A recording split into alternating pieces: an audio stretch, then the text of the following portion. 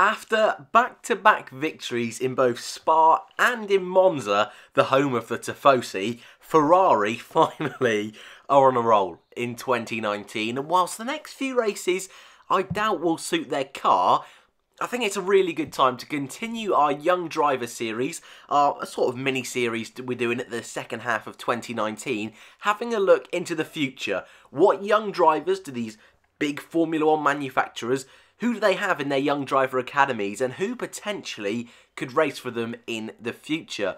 Just like we did with our Red Bull video, I'm going to be looking at 5 young drivers. This time, it's a little bit more straightforward. There's not 10 million drivers around the world Ferrari have in their Young Driver Academy. It's a little bit smaller, but I think what is important to note is that it's a hell of a lot newer. Proof is in the pudding, though, that the Ferrari Young Driver Academy works. Charles Leclerc, obviously, the prodigal son, if you want to call him that, of the Ferrari Young Driver Academy system. It's been around for quite a long time, the Ferrari Young Driver Academy. Don't get me wrong, with drivers like Sergio Perez and Lance Stroll being two of the more high-profile members of the Young Driver Academy, but it is Leclerc himself who has, let's be honest, absolutely bossed some of the feeder series into Formula 1 and has now obviously done one full season of Formula 1 with Sauber last year, and now winner in Spa with Ferrari in his second year of Formula 1, and now can call himself a Monza race winner in front of the Tifosi driving for Ferrari. It's been an incredible journey for Leclerc, but who's next in the Ferrari books? Obviously lots of talk that Sebastian Vettel might leave, with Kimi Raikkonen arguably in one of his final 2 years he might get a contract extension, but he is filling up a seat at the, let's call it Ferrari B team, Alfa Romeo. I'm going to be referring to Alfa Romeo as a Ferrari B team in this particular video. One seat at Alfa Romeo is reserved for a Ferrari driver, which currently is Antonio Giovinazzi, but Kimi Raikkonen also very heavy links with Ferrari, but at the moment is the Sauber option. But yes, Giovinazzi is the Ferrari option at Alfa Romeo at the moment. But we've got 5 drivers, 3 in Formula 2, 2 in Formula 3, so all of them pretty close to Formula 1, and we're going to start with perhaps the most well-known and most obvious member of the Ferrari Young Driver Academy, Mick Schumacher. His dad used to race in Formula 1. You may have heard of him, Michael Schumacher. I think he won a couple of races, maybe a few titles. I think only a couple though, nothing too major. No.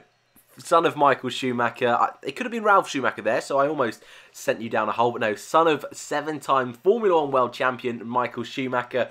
Son of Ferrari legend Michael Schumacher. Mick Schumacher, let's just say he's got a lot to live up to, and I think it's quite unfortunate for Mick himself that there's such a ginormous hype train behind him, steam-powered engine rolling through. Is it a little bit too early? Lots of people would love to see him in Formula 1 as early as next year. As you can see on screen, however, this year in Formula 2, the year that he was supposed to prove himself, hasn't exactly gone to plan. However, if we have a look at some of his, I suppose, earlier achievements throughout his career, in German F4 back in 2016 he got 2nd place. The first year he was in German F4 struggled quite a bit, was further back in the pack. 2017 Euro F3 was down in 12th place. Then 2018, his second season, won the championship. There seems to be a pattern with Schumacher and his junior career where the first year just needs a year to adapt, a year to learn. Second year does really well and is in a championship fight. This year, in Formula 2, has picked up 1 win so far. It was in the sprint race a couple of weekends ago in Hungary. 11th place, though, in the standings. It's not been an ideal year. That 1 win is his only podium. Okay, luck hasn't fully gone his way over the course of the season, but I think for most drivers in Formula 2 this year, it hasn't for them either. It's been an okay year for Mick. Not ready for Formula 1 in my particular opinion. However, it's probably the closest to a Formula 1 seat. If Giovinazzi doesn't have a, let's say, particularly good end to 2019 and Ferrari are looking to bring up one of their younger drivers into the Alfa Romeo seat, I think Mick, along with the next driver I'm going to talk about, are the closest. But for me, Schumacher 2021 is going to be his best bet, and I think his best bet is going to be with Alfa Romeo. His closest challenger, CALLUM ILOTT. The British driver, also 20 years old, both Schumacher and ILOTT 20 years old. ILOTT in a different team to Schumacher. Schumacher is in the kind of Ferrari junior team Prema. They've had links in the past, but also a Ferrari sort of junior team from last year is who CALLUM ILOTT is driving for. It's the Sauber junior team by Charouz, but last year it was Ferrari junior team by Charouz, so it's a little bit complicated down in the lower regions of Formula Motorsport, but ILOTT driving for the Sauber junior team, which in the long run might help him out, because if he can't get into Alfa Romeo, which he has tested for in 2019, but if he can't get into the team through a Ferrari young driver seat, there's a chance he might be able to do it through links with Sauber. So I think he's got himself really well positioned in the lower ranks. CALLUM, I think, a little bit like Schumacher, has been unlucky this year and has shown signs of brilliance. Last time out, in Monza, pole position in changing conditions.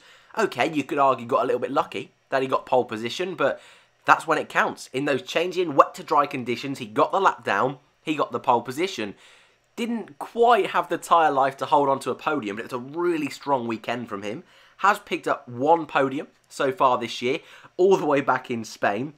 However, there have been moments that you just feel have got away from him. In Monaco, on the front row, again, just like Monza, got the lap together in qualifying.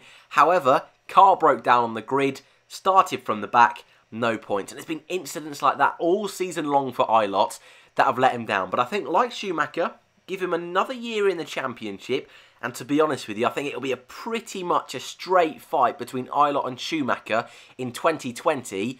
Maybe not for the title in Formula 2, but definitely for that Alfa Romeo slot for 2021. The other driver, our third driver in Formula 2 this year, is Giuliano ALESI.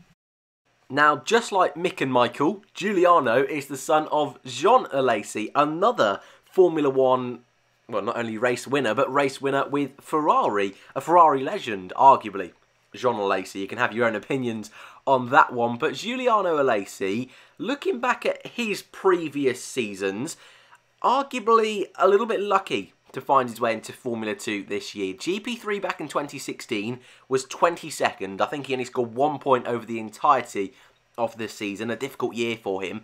Then in 2017 got 5th overall in GP3, 2018 7th overall. I'll give him his due though. I think the 2018 grid in GP3 was a little bit better than the 2017 grid.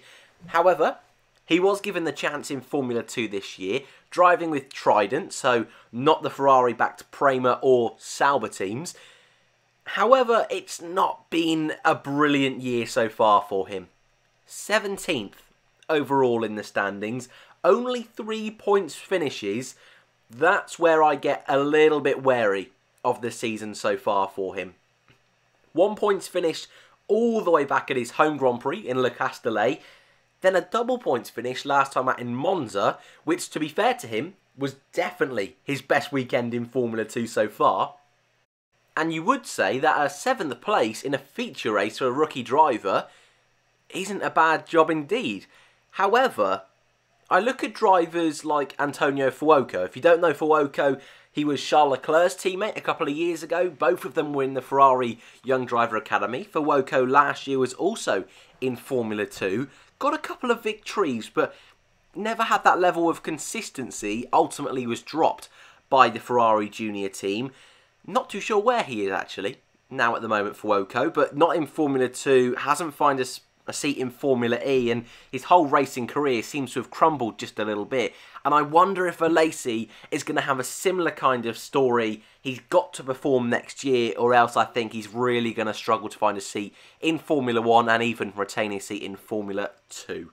Moving on to some more, I suppose, unknown names now, and moving down into the lower ends of Formula Motorsport. Not that far though. Formula 3 is where we're heading for our final two drivers, and two drivers that are actually performing, I think, pretty strongly this year. And if they can end the year off well in the last round of the season, which is, of course, a double-header in Formula 3, just like they are in Formula 2. Marcus Armstrong, who currently sits in 4th place, he's not really in the title fight. Well, hasn't really been. He's definitely not anymore. 61 points away from championship leader Robert Schwartzman. However, 2 victories for the Kiwi, 5 podiums. I think it's quite a strong season. And when you look back, just like I've said with a few of them, look back at their junior career so far, this guy, in 2016, it says NA on screen, but he did race, but only 3 or 4 races in several different series. I think it was Italian F4, he did 3, German F4, he did 3 races as well, and British Formula 3, he also did 3 races, but not a full season. Then he rocks up to Italian F4, does a full season in 2017, becomes champion. 2018, Euro F3, which is now evolved into Formula 3, 5th in his first season, 4th at the moment in his second season. He's really impressed so far this year, in my opinion. He's behind Schwartzman, Daravala, I think is how you pronounce it, the Indian driver in 2nd place, and Yuri Vips, a driver we spoke about last time out in our potential future Red Bull drivers video. I think Armstrong could potentially work his way into Formula 2 next year. The only thing I think is that I imagine Ferrari at the moment would rather give ALESI another year and keep Armstrong in Formula 3 for another year to see if Armstrong can win that, and then it frees up a space for our final driver to talk about in a moment. Armstrong, a long way off at the moment. I think first target is next year, stay in Formula 3, win the championship, then move up to Formula 2, and then try and face off this man again. The man that I think actually, looking at all these drivers, maybe has the biggest potential. Robert Schwartzman, the Russian driver for Prema, currently in Formula 3, just like previously mentioned Marcus Armstrong. So far, Schwartzman, as I just mentioned, is almost champion. Very, very close. 33 points ahead of 2nd place. Going into the final round, 3 wins, 8 podiums. It's looked very comfortable for him this year. It's not been completely plain sailing, and you may have even caught it yourself. Armstrong and Schwartzman, fighting for the race win in Austria, came to blows, and in the end it went to Jake Hughes after the 2 of them made contact on the final lap. But you put that into consideration, these series aren't particularly long. That incident happened, and yet he is still comfortably in front of the championship. Last year, first year in Euro F3, which again has evolved into FIA Formula 3, sorry. Euro F3, rookie champion. 3rd overall in his first year. Formula Renault Euro Cup 2016 was 8th in his first ever season of motor racing. 2nd season, 3rd. Very quickly, this man seems to be able to pick up championships and perform. And I'd be very, very, very surprised if he doesn't have a chance in Formula 2 next year. And also, well, this will be the biggest sticking point for Schwartzman. How quickly he can adapt to that Formula 2 car, how quickly he can fight for the championship. Because I think this year, if you've only watched Formula 2 this year, maybe because of you want to follow drivers like Mick Schumacher, we have seen in the past drivers like Charles Leclerc, George Russell, just jump into that Formula 2 car, perform, win the championship rookie year, deservedly into Formula 1.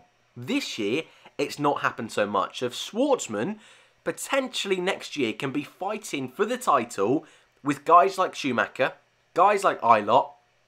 If he can even beat ALESI, potentially he could be the man to just completely jump the queue and get the Alfa Romeo seat in 21. It's going to be a really interesting fight next year in Formula 2 for the Ferrari Young Driver Academy, which over recent years has gone a little bit dry. And potentially Ferrari are now facing the situation that Red Bull did a couple of years ago. Red Bull in 2014 had drivers Sebastian Vettel, Daniel Ricciardo, Jean-Eric Vergne, Danny Kvyat, Max Verstappen, Carlos Sainz. The list was endless of young drivers, and Ferrari almost, their academy is going so well at the moment, they're in a similar kind of predicament. However, it's a good predicament to have. It's plenty of young drivers with speed, with financial backing, with the potential to be world champion. I want to know, who do you think can make it into Formula 1 over the next few years? My feeling is Schumacher and Schwartzman. ILOTT may be a bit of an outside chance, but it all depends on seats available.